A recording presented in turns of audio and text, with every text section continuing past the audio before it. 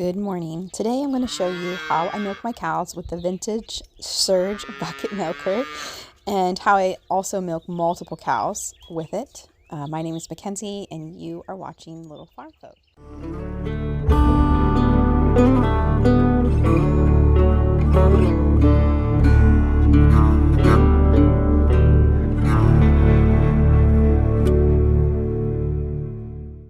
So right now I'm just getting everybody ready and getting set up. Now this area up here is mucky. It needs to be cleaned out, but we've just been really busy, so we really haven't had time to clean it out. So it's not my favorite, but it is what it is. So I'll set you guys right here for now, and I'll show you where I put my cart. Right here.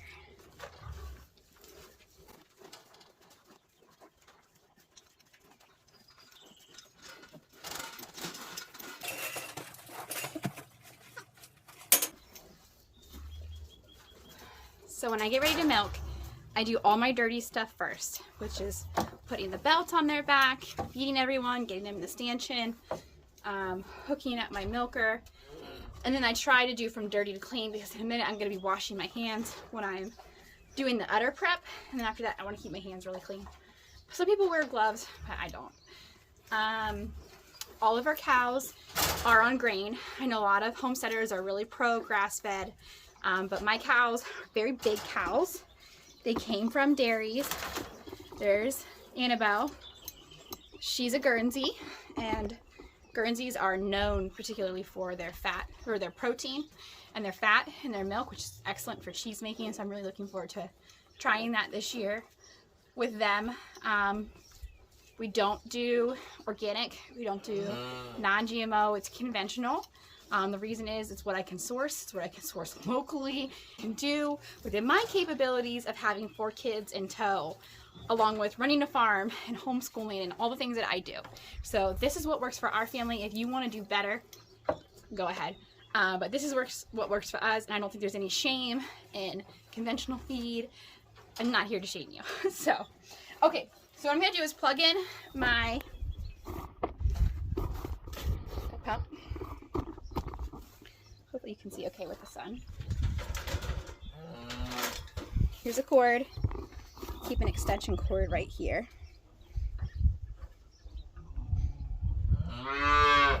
Everybody's hungry. I'm out late, so nobody's happy. And then this is where the hose goes. Here. Like that.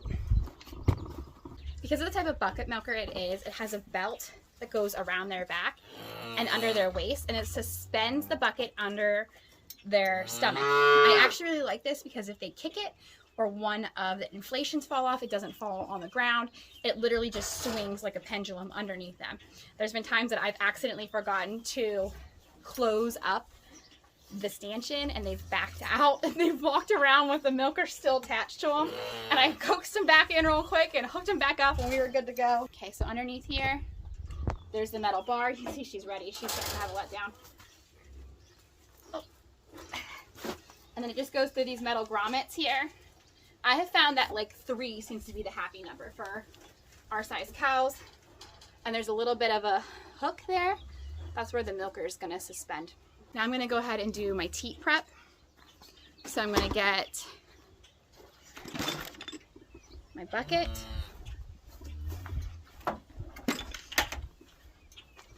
My warm water,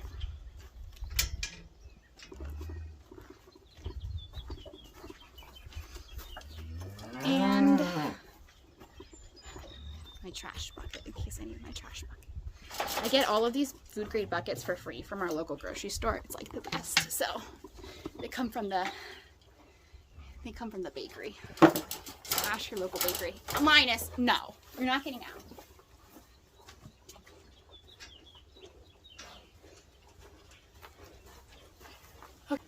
I'm going to start my udder prep by dry brushing her.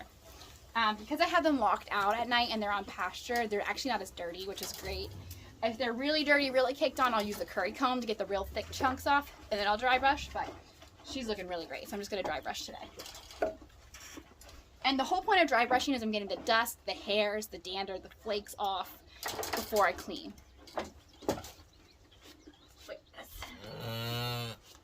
The other thing is too, when you're brushing them, you're hitting her bag just like a calf would, and so you're stimulating it for when it's time to have a letdown, which is really good. I like to go around to the back side and just brush there. She is full of milk and ready. Over here.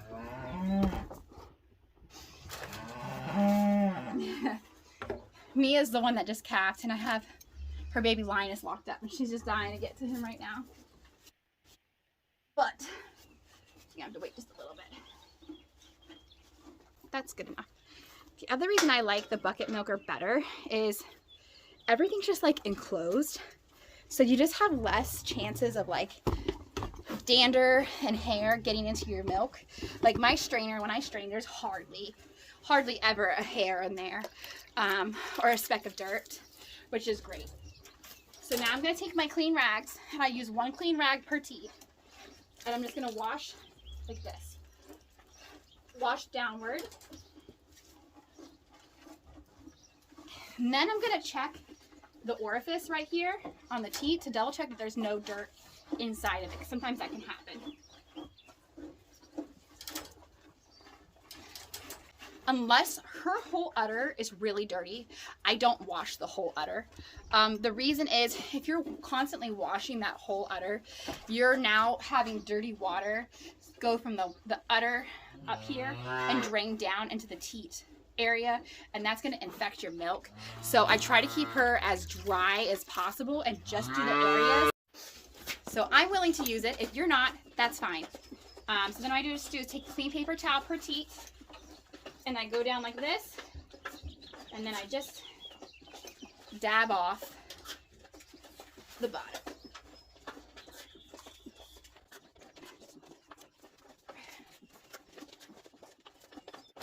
Okay, just like that. Okay, now my last step is to turn on my pump, which I'll show you that, and then hook the milker up right here. Annabelle is my best cow. She is so sweet and docile and just so, I call her long suffering. She is long suffering. So she's the easiest one to work with. All right, let me show you this. Okay, so here's my pump.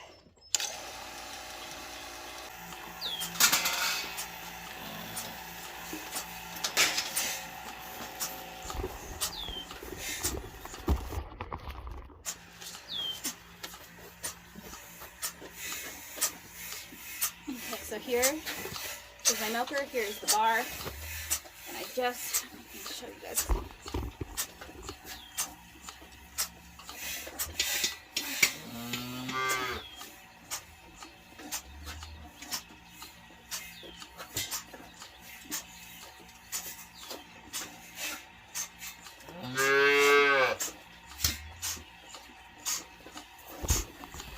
Okay, and that's it. So she's going to get milked right now. She'll give me anywhere from 2.5 to 3 gallons of milk. I have to watch her because she'll be a jerk. Come on.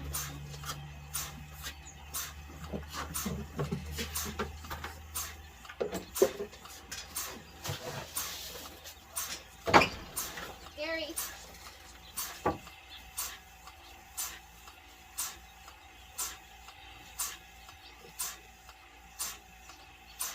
So this is a time where I would go do hay, maybe feed another cow. If there's another chore that I had to do down here, I would do that while she's hooked up to the milker. It takes maybe 5 minutes, 10 minutes, maybe 10. 10 to 15, 10 to 12, 10 to 12 minutes on the milker. Not much time at all, so that's great. Let's see. I don't like to leave another cow in the area because I like to be stinkers and try and get up while this other cow is like in the stanchion, knocking him about. So one thing that we have is because we have multiple cows, everybody is on, and they're all in different phases. Some of them are lactating, some of them aren't pregnant, heifers, calves, that kind of thing. Everybody has to have different feed rations, so it kind of complicates things a little bit better. So I have like a specific order that everyone needs to go in. Some days is great, everyone really cooperates. and I've trained them. And sometimes they just want to mess around. They're just like children. So Annabelle's getting fed right now. All of their rations will vary depending on what stage they're in and how many pounds of milk they're producing, on top of if they're calf sharing, which everybody is calf sharing right now.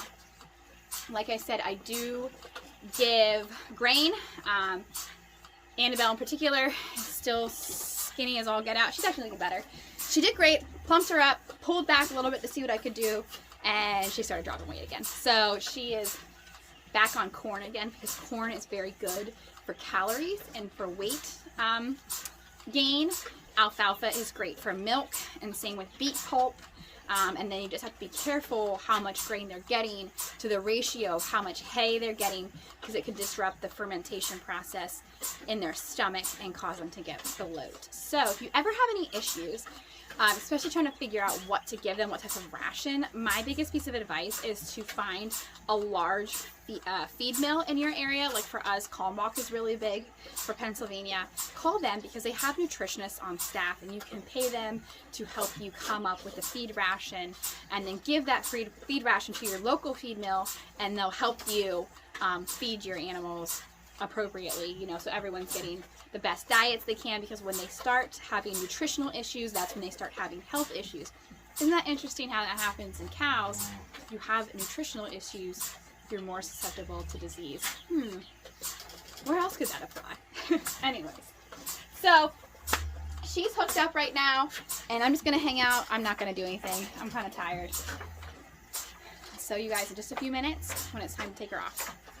All right, so I can tell that she is just about done, because her bag is very loose, very wrinkled. I should have taken it before. I'll do it for Mia next. But yeah, she looks great. So my next step is to turn off my pump. And then I'm going to come underneath her and lightly pull to break the seal so I don't hurt her teats. Alrighty. The next part is to pull this off. It's so heavy. Bores me a little bit. Like I said, it's ridiculously heavy.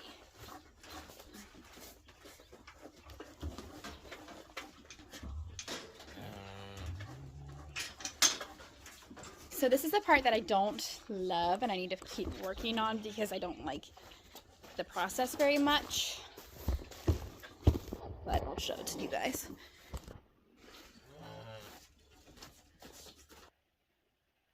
So I have my milker here. I can unplug this. This is why I need to wash the second bucket milker, because I take this off and pour it into here. But I feel like I don't know. It's not the cleanest way to do it, and so I can make this better. So I need to do that. A lot of clean paper towels right now, set them on my cart. Yeah. Everything.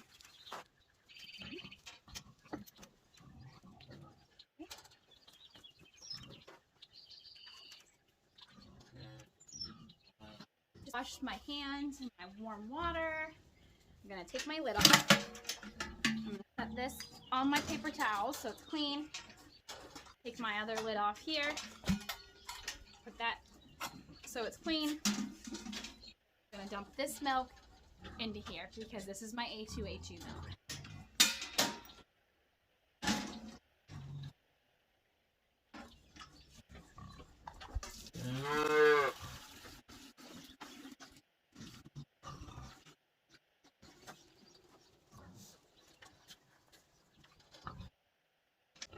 There's still milk in there. I'm just going to leave that milk in there. That can get mixed with Mia's milk. My lid goes on. That's what I mean. Like, it overflows. Okay. This lid goes back on here. Not to touch anything. Okay.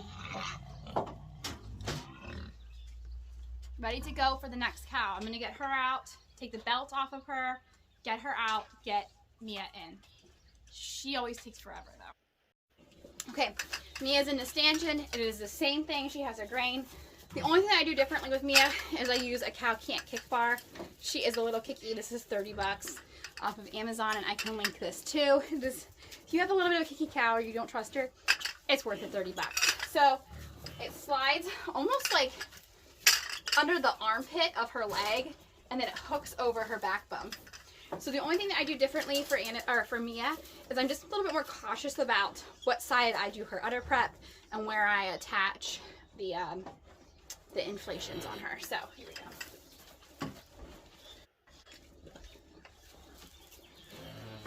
So she's good to go.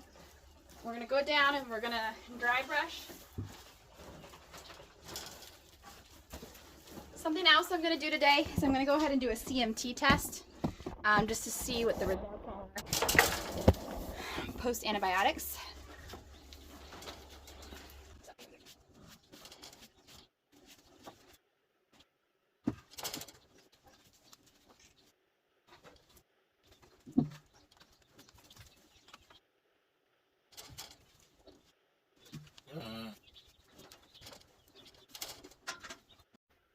Okay, that cut out. I don't know what it got, but basically what I did was I took a squirt of each teat and put it into this paddle.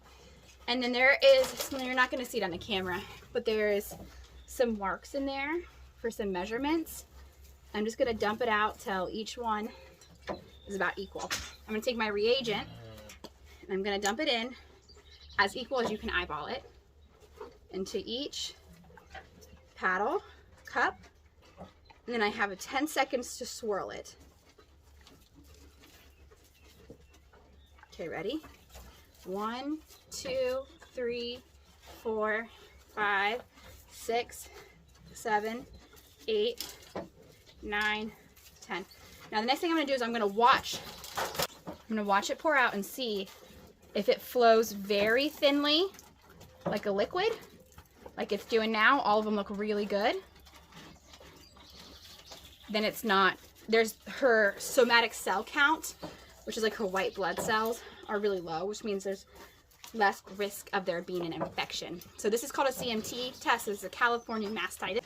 There are other tests that you can do that have strips that will give you more of an accurate range of the cell level. But this is just a cheap, quick way to test to screen for like a subclinical mastitis.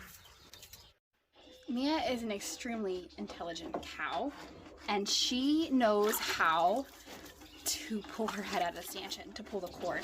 So if I don't hide it or place it up high where she can't reach it, she'll let herself out when she's done eating. So Mia's high maintenance. All right, so I already stripped her out. I'm gonna do my iodine and then I'm gonna hook her up.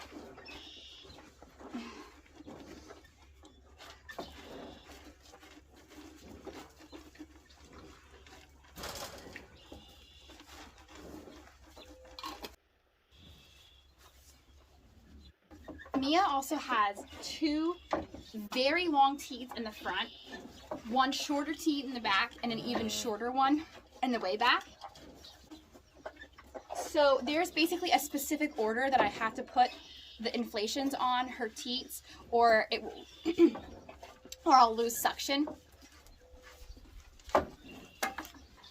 And that's Booger too. Hey, get out of there! All right. You can't eat paper towels. So she can kick on the left side because that's not where the bar is. So I always put the inflations on from here. There are Kant Kick Bars that you can buy that clamp over both sides. It was like $130. So I was like, I'll just try this and see what we got. Okay, so I always do this one first over here.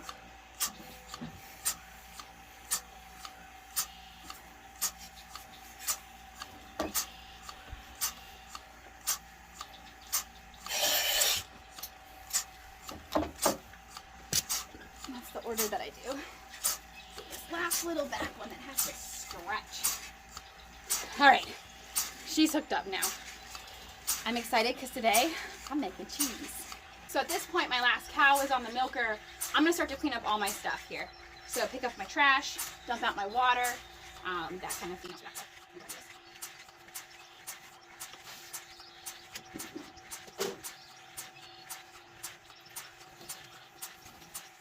She's done. I don't want to take all her milk because she's still nursing Linus. He's only 3 weeks old. I don't need all this milk. So I'm going to turn her off.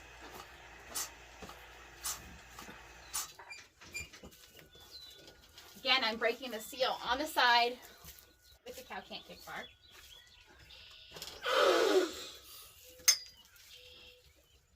I do offload on that side. It's just easier. I don't know.